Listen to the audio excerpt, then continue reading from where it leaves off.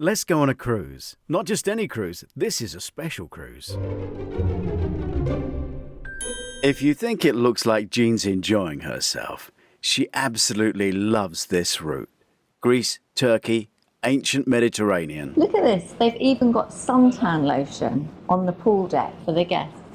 And wipers for your glasses. You join your ship, which is having an overnight in Istanbul, which means you might not get up too early in the morning. In the Explorer's Bar, you can have late breakfast if you get up late. You can have lunch, and they also have extra sandwiches in here at tea time for tea. And you've got a wonderful view. Then you can come back in the evening and have a drink. The upper part of the Explorer's Lounge is where they hold the art and craft classes, and there are a variety of books you can read, just like all over the ship. And also, you can look out to see what you can espy. We're looking for the port of Canakkale, but there's a lot to do here, so after you've watched this film, you might want to catch the longer port videos. The shuttle bus takes about half an hour and stops right opposite this piece of art. If you walk straight from the shuttle bus towards the harbour and look to your left, you'll see the clock tower. This was in the film starring Brad Pitt and Eric Bana called Troy. So if you don't actually make it to Troy, the next best thing is to come and visit the Trojan horse and this model. This building is on the right as you walk down the harbour, and we think it's a cultural centre or an art gallery, but we can't be sure. The man just invited us in, started playing the piano. We've arrived at Troy. It's about 5 minutes away from the museum in the coach. The important positioning of the land of Troy meant that it was occupied for over 3,000 years. So there was Troy 1, Troy 2, right up to Troy 9, and they're all standing on top of each other. You can imagine this was the harbour wall, and the ships were there that made Troy such a wealthy nation. In the early excavations, they basically cut a trench through the hill, and they were looking for gold and stones, and what they did was destroyed what was here. God, I bet it's killing heat here in, real hot summer. It is hot, and the visit to the war graves is a long, very hot day out. But in this weather, you get the chance to enjoy the ship and dine outside in the evening. So we've had a lovely meal, lobster and vegetables, and then beautiful little tartlets, and now we're finishing off with white chocolate grappa. Thank you so much for an incredible evening here on the pool deck. We thank you for keeping us well fed. This port you'll get to visit twice, so we're going to show you the port and the shops, and later we'll show you the old ruins. Kusadasi, said to be the land of genuine fakes. As you come out of the port, you get your tourist map at the tourist information desk. They say turn left to spend more money. And if you turn left from the ship, there are plenty of beaches where you can swim. But if you want the best beach, it's Ladies Beach, and it's beyond the castle the other way. After Ottoman Empire, he made the modern Turkey. 1923. Right. Before 1923, the name of the country was Ottoman Empire. But 1923, he made modern Turkey. This Pigeon Island fort was a naval base protecting these shores during Byzantine and Ottoman times. It may look like I've got the ship to myself, but trust me, it's full of guests. At the back of Deck 7, you can dine outside if you wish. Kusadasi and tomorrow's port, the ship gets so close it almost takes you into the town. The World Cafe is on Deck 7, where they serve breakfast, lunch and dinner, and the food is fresh and very, very tasty.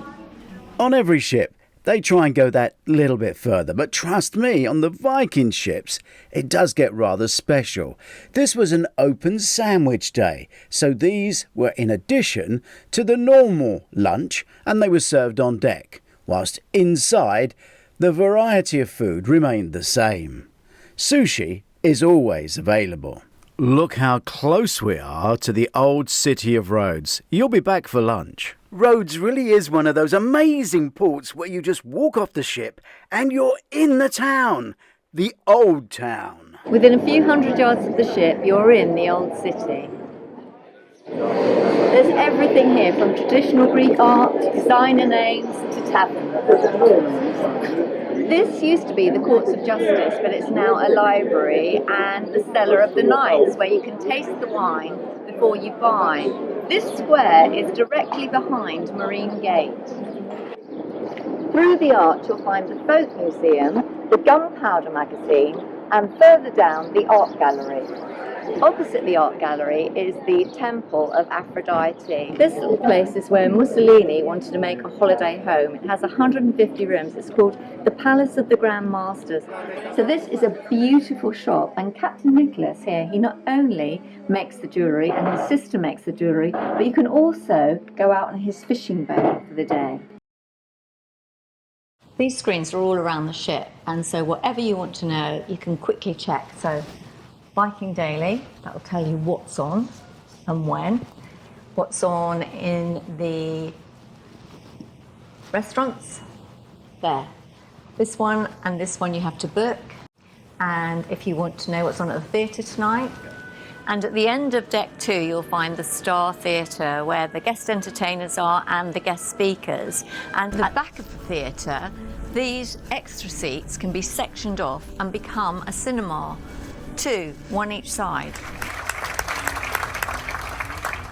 Thank you very much and good evening. It's a container dock, so you're not allowed to walk inside the dock. You have to get a shuttle bus to the edge of the port. Then you can either follow the yellow line into town, you can follow the coastal road all along to the stadium and see the beaches, or you can get a public bus and go to the Palace of Knossos.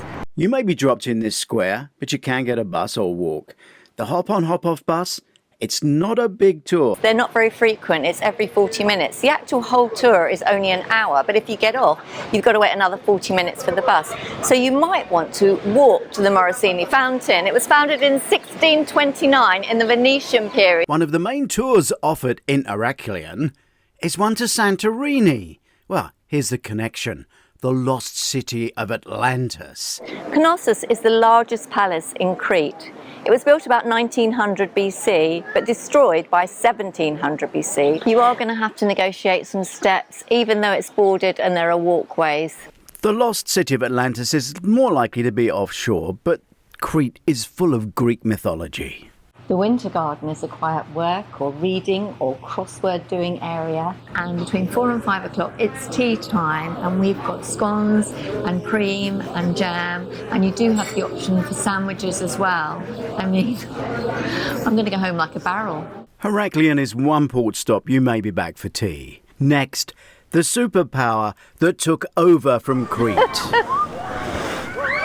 We come down to the beach today. If you turn left at the Marina Park where we got off and just stroll along, the beaches get better and better the further you go. As a cruiser, you'll get to Athens over and over again, and each time you do, you'll find something new.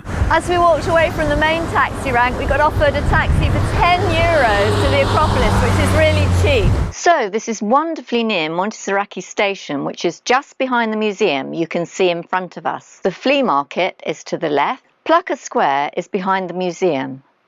Views of the Acropolis are on the hill. Acropoli e Templo Partenone. Is that the temple of Herodes Atticus? We're heading back to Syntagma Square. The square is opposite, Parliament is behind you, and everything is signposted. Outside the Parliament buildings, we're so lucky to see the changing of the guard, and they must be so hot. They've got thick white tights on. So this is the top of Areopagus Hill. It's very slippy to climb, and there's no easy access. If you want to take a picture of the Acropolis, the best place to take it is from the top of this hill, because when you're up there, it'll be very hard to get the whole thing in the frame. With an overnight in Athens, you may have stayed and dined in Plaka Square. You may have dined around Montessori, or you may have come back to the ship, wandered through the shops, and gone into the spa. Here's the hairdressers. The spa is a very relaxing area, something you might need after a hard day's walking. And we showed you the beach in case after walking around the ruins you wanted to do a beach in Athens on the second day. The gym, the spa and the ship will relax you, ready for your next day, which is a return to Kusadasi. Kusadasi also has Ephesus, just 30 minutes away by coach. There are 3 ways of doing Ephesus. There's Ephesus from the inside, Ephesus from the outside looking in, and the Ephesus Museum. We'll explain the three differences and then you can choose the right excursion with the right combination. So behind me are the ruins of the Temple of Artemis, which was one of the 7 wonders of the ancient world. This is from a panoramic excursion, which is actually a coach ride taking you around Ephesus looking in from the outside. Then you're taken up to see this statue and then taken down to the museum, which is very easy to get around. This is the Archaeological Museum right by Ephesus. We've just seen the model in the museum, and this is the remains of the Temple of Artemis, which is one of the 7 wonders of the world, or was one of the 7 wonders of the world. Which was pulled down by an archbishop. The previous version of this temple, which was wooden, burnt down, possibly because the religious leaders wanted this on the same sacred site. So this is a beautiful statue of Artemis from the 2nd century. These statues were in fountains in Ephesus, and this is Androcles and his dog, this one here. You can't see his face, unfortunately. His head's taken off. So do read the difference between the excursions, because the panoramic one is probably going around the outside in a coach and then a visit to the museum. And the inside one is probably a whole day actually walking around Ephesus. We've not filmed Olympia yet. And the day after, you're at sea. Time to enjoy the ship and the games deck. Look at this. On deck 9 at the top of the ship, there's a little mini golf course, a little putting green. It's such fun. You can also play shuffleboard, which I think is a really good game. So this is the sports deck up here. Deck 8 is the sun deck on Viking Neptune. And today the sun is out, the sea is calm. Just a wonderful day to be alive. With only one sea day, you're going to want to revisit this ship. Going down to deck 7. If you want to see more, we have a full 20-minute ship tour of the Viking ships.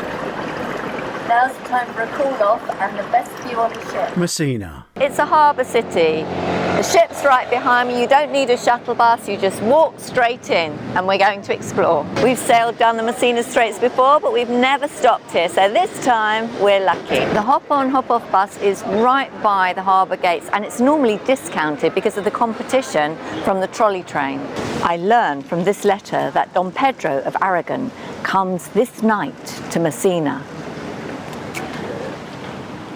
Much Ado About Nothing, William Shakespeare. The Norman Messina Cathedral, with its Gothic portal and 15th century windows, stands right next to the clock tower, and together they are the most important landmarks of Messina. We've got this beautiful view down over the square, and they're playing a concert outside the church down there.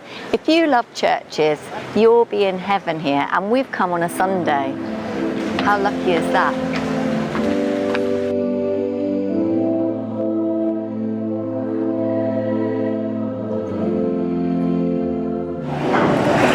Found the beach.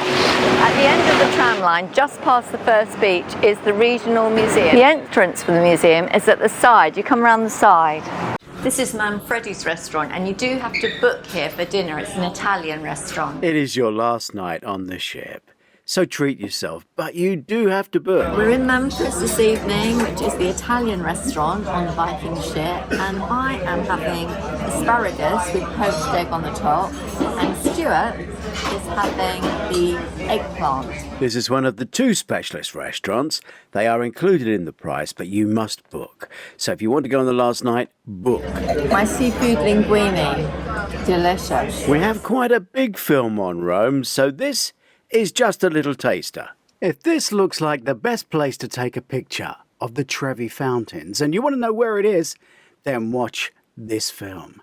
Doris Visits can take you from the port into Rome on the train, but don't get off at the main station if you want to go to the Vatican. But do get off at the main station if you want to see this church, which is not in Vatican City and is probably the best church there in Rome. So all of these secrets and more are in the Rome film. This is the church of the Santa Maria della Vittoria, where the 3rd cardinal was found dead. The clue was fire. He was found dead in front of a statue of Saint Teresa. She claimed that an angel had pierced her heart and she was on fire with the love of God. It's not on many bus tours, but really not to be missed. If you're a fan of Angels and Demons, those tours book up fast. But we have most of it here on Doris Visits, and you can do it and roam by tube. We do the whole Angels and Demons tour on the tube. The ship's moving, I can't even feel it, we're sailing. What more is there to say? All rooms have balconies on these beautiful ships, although on this busy schedule you might not have too much time to be in your cabin. Let's have a look around. As you can see, we have a lovely spacious double bed. We have a dressing table or somewhere for doing office work if you're so inclined with a phone. We have plenty of PowerPoints. And the audio set for the included excursions. There is plenty of wardrobe space and drawer space. And if you follow me again, there's extra drawer space around here. There's your safe. There is beverage making facilities.